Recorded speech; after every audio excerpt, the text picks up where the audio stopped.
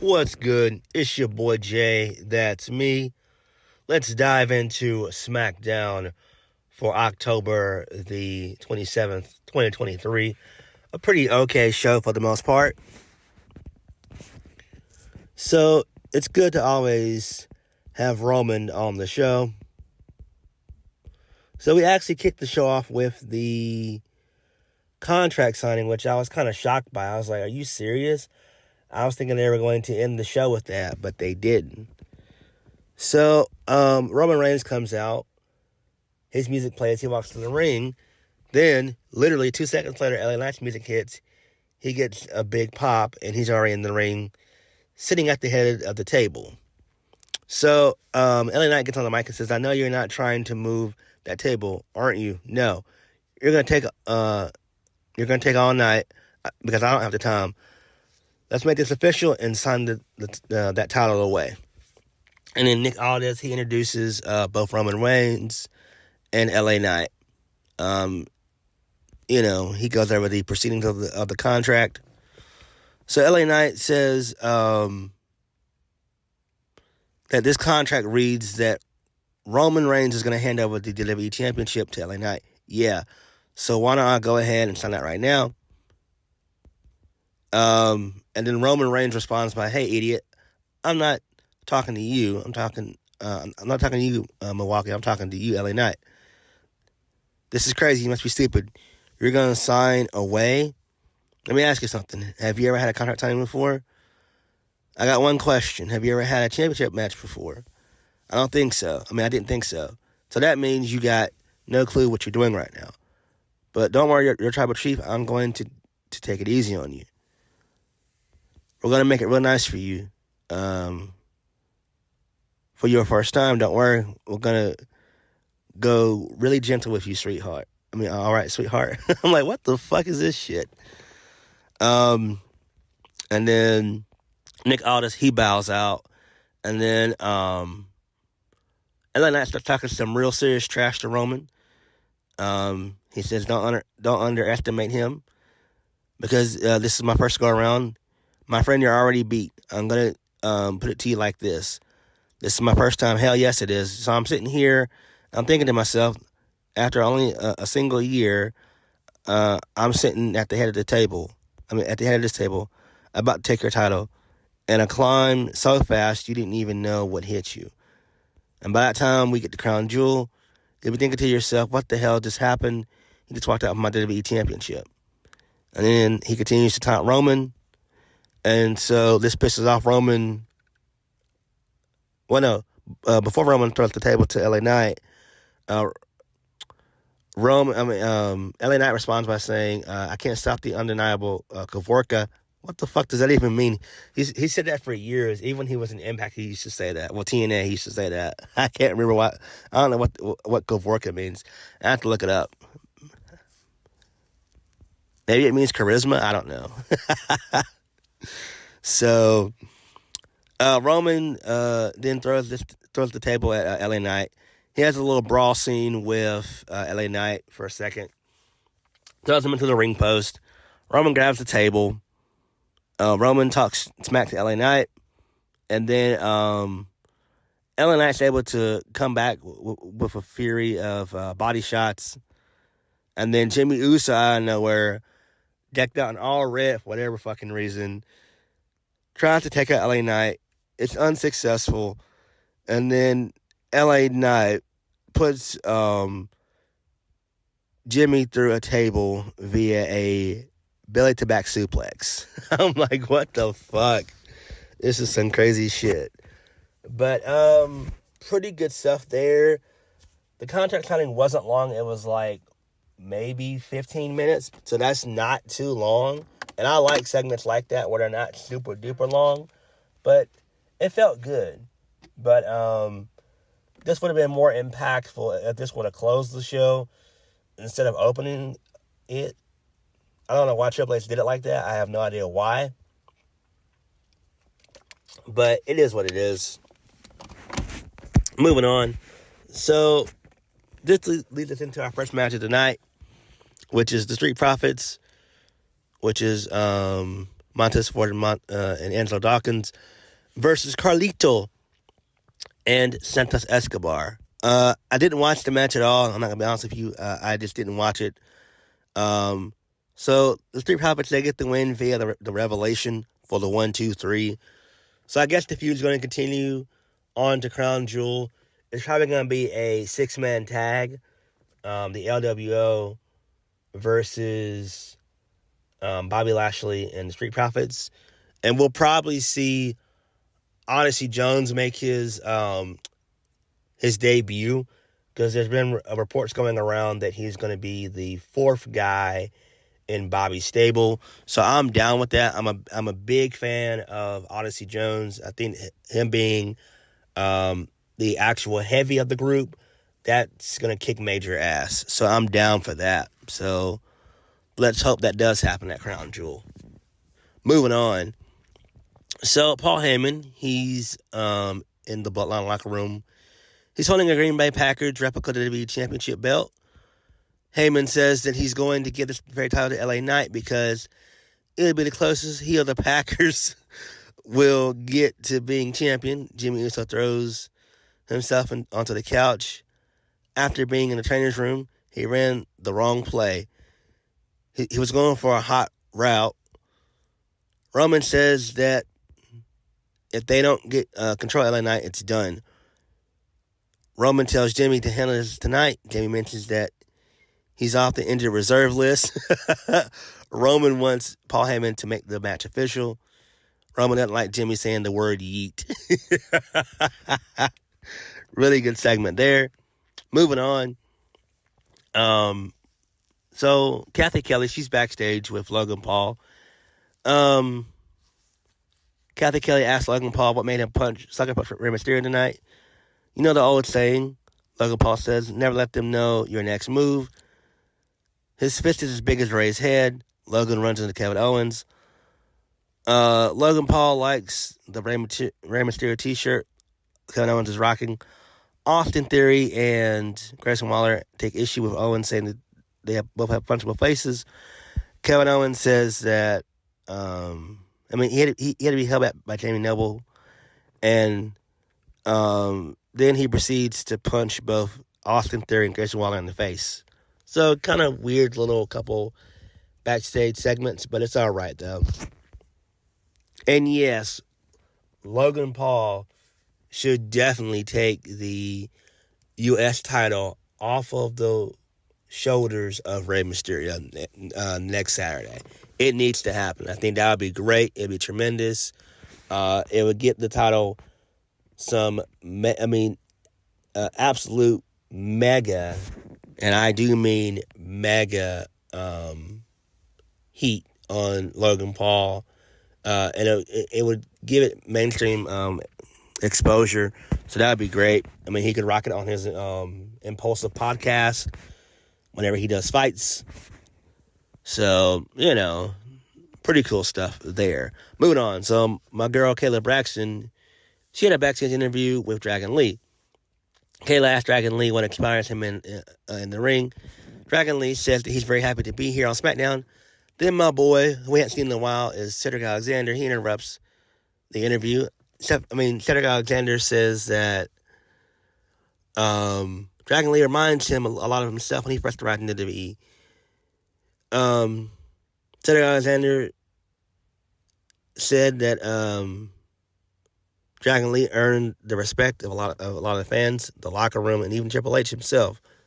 Oh no, Cedric was talking about himself like that. My bad. And Cedric says, seeing Dragon Lee lights up the competitive fire inside of Cedric Alexander. And then Cedric Alexander then proceeds to challenge Dragon Lee to a match later on tonight. Dragon Lee says that it would be an honor to take Alexander to his limit and beyond. Nice. Really good stuff there. So Dragon Lee by himself, going solo dolo is fine. I'm down for that. Although I would like for him to be a part of the LWO, but it's fine. They might even put Cedric Alexander and Dragon Lee together as a tag team. I think that would be pretty cool there, if we're being honest. That would be kind of cool. Moving on. Chelsea Green versus Shotzi. So, this is an okay match. Shotzi wins via the rolling crucifix for the 1, 2, 3. So, that's fine there. This match started over a backstage segment that happened earlier on the show before Smackdown went live on the air. And Nick Aldis ended up making the match official on Shotzi's behalf. So, Shotzi is okay, but I'd rather have my girl in NXT, if we're being honest. You know? Like, Shotzi being on the main roster has been a total flop. It's been a total failure, too. It really has. Like, she's not done anything of note. Moving on. John Cena. He comes out next. So, he says that this is what SmackDown looks like from a sold-out crowd in Milwaukee tonight. He says there's a lot of excitement and special energy in the building tonight. But for him, this energy is serious. Don't get me wrong. I've had a lot of serious moments in my career. But it hasn't been this serious since 20 years ago, since WWE wanted to fire me. And then he said that we went over this time and time again. We've shared this, the ups and downs for over 20 years each and every night. I try to give you my heart and my soul, and in return you gave me your noise. Whether I liked it or not, you may not realize this, but you gave me the support when I needed it the most. Most importantly, the reason why Crown Jewel is serious... The reason why Crown Jewel is so serious to me is because it's the first time in 20 years I feel like I'm in jeopardy of losing your support. He also goes on and says that it feels like it's the first time that he's losing your respect. He says that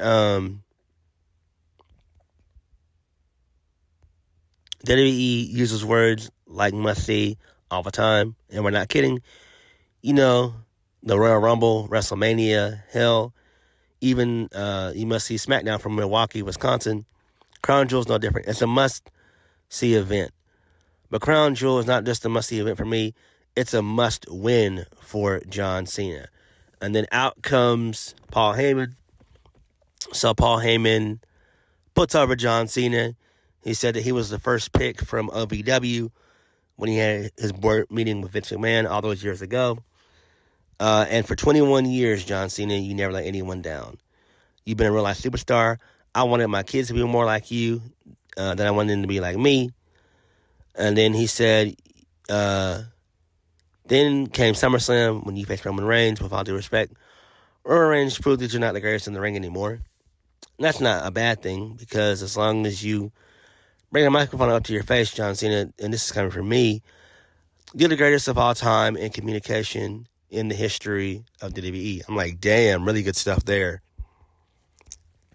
So, Heyman continues to put over John Cena, and he mentions that, you know, he can take spears from Roman, Uso splashes from Jimmy, and still come back from all those.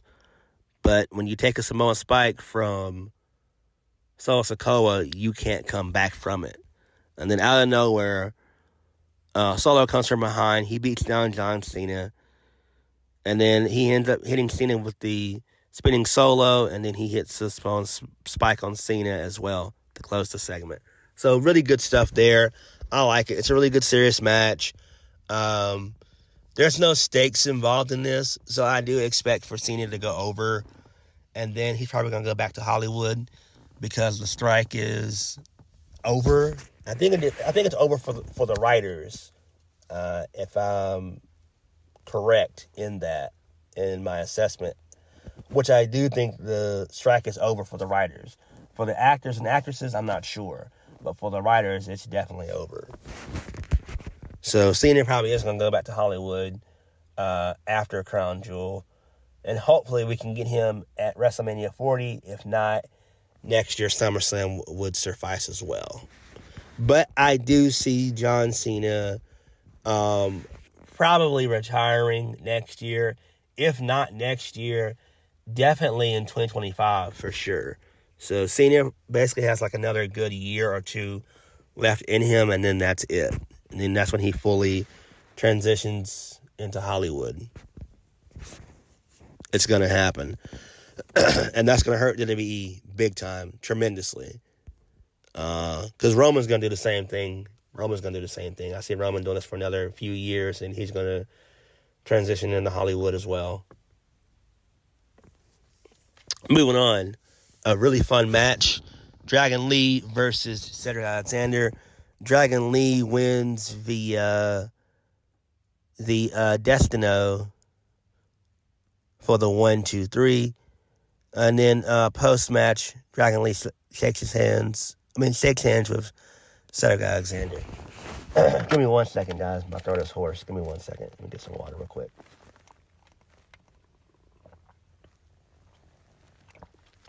All right, I'm back. Sorry about that. I'm still trying to fight this cold. And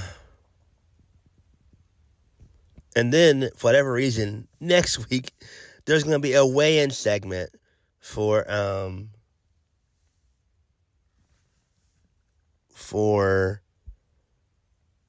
Rey Mysterio and Logan Paul.